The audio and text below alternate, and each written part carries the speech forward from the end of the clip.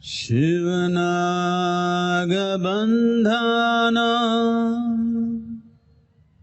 Yogeshwara. He has a brilliant mind with for lack of better words, I'd say out-of-the-box thinking. So different, so refreshing, so enlightening. I'm fascinated and I want to know about your life.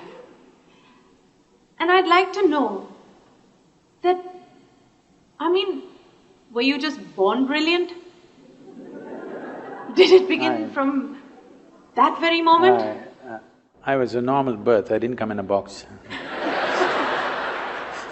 My mother had a normal childbirth.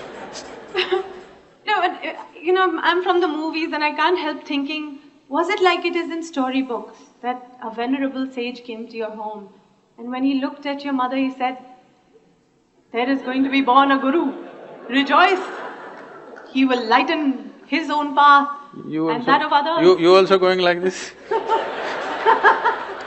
but was it like that, or how was it? How was your childhood?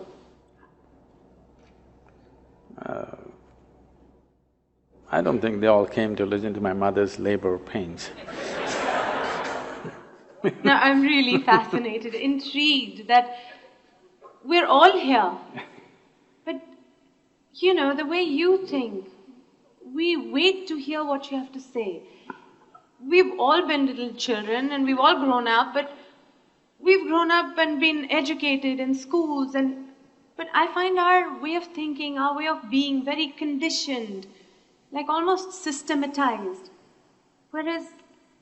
So where did it all begin? I think you're looking for something unnatural that happened there. One thing that could be considered unnatural was, it seems I was a very delayed birth.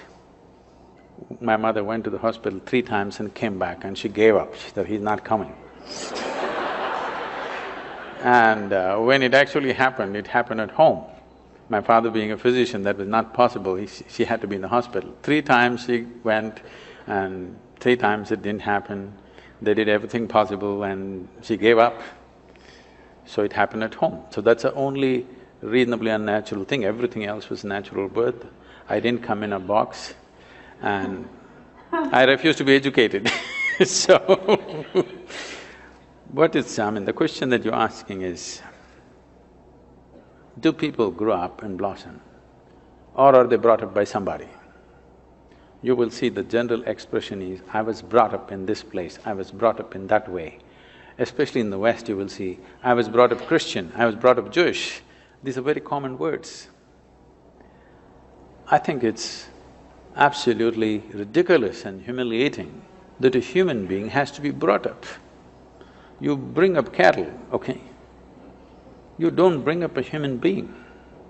A human being is supposed to blossom by his own nature. That is why he is on the top of the pile, at least on this planet in the evolutionary scale. And most human beings don't seem to understand that, or they're not allowed to understand that by a whole lot of people and they need to be brought up. Bringing up means somebody is molding you. Molding means it's a predetermined shape. No flower that blossoms is the same way as another one which blossomed yesterday. But a mold means it's always going to be the same. If you make a mold, the idea of making a mold is that we want to have the same form again and again and again. Right now, generally, that seems to be the work, unfortunately, of the current education system, the so-called religions that are operating in the world, and of course the family. They want you to be in a certain mold, they don't want you to blossom like a wildflower because they're afraid of anything fresh happening among them. They want something that is familiar, they don't want something unfamiliar to be born among them. So, if you have succumbed to that system, then yes, you've been molded into a certain form. If you allow your humanity to blossom, then you will see you don't belong to any mold. This is the beauty of being human, that there is no a particular way to be. If you were a dog, you would be one way, if you were cattle, you would be one way, if you were a sheep, you would be another way, if you were a bird, you would be another way, a grasshopper another way. But to be human means there is no particular way. What is human is not defined, not described. It is just that. For every other creature on this planet, nature drew two lines. Within that, they have to play their game. For a human being, only the bottom line is drawn, there is no top line. But socially, people are trying to draw a top line for themselves. But nature has not drawn a top line for you, it's a limitless possibility. And this is what is freaking human beings right now, because they can't decide what they need to be. They're trying to be like somebody else. Only bottom line is set, top line has been removed. This is evolution. But wait, we still didn't quite get to… So how was it when you were a child? Were you put into a school to go the systematic way, and did you keep up with it? Do I look that educated? Don't insult me like that. Actually, you know, when I go and stand in the line, in the immigration lines, and particularly in America, they look at me and say, "Can you speak English?" I say,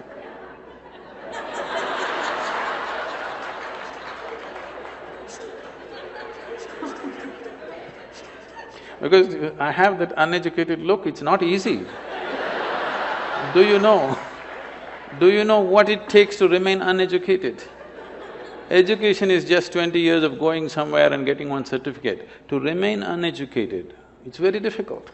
Because from the day you are born, your parents, every other adult, the school, the damn thing, everybody is trying to educate you about something that's not worked in their life.